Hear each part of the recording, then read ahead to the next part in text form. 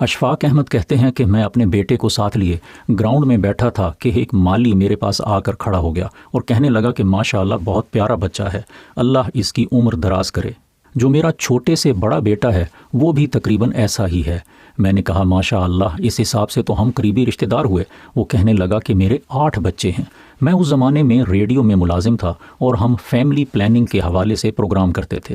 جب اس نے 8 بچوں کا ذکر کیا تو میں نے کہا اللہ ان سب کو سلامت رکھے، لیکن میں اپنی محبت 8 بچوں میں تقسیم کرنے پر تیار نہیں ہوں۔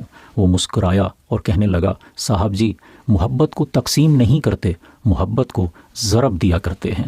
وہ بالکل ان پڑھ آدمی تھا اور اس کی کہی ہوئی بات اب تک میرے دل میں ہے۔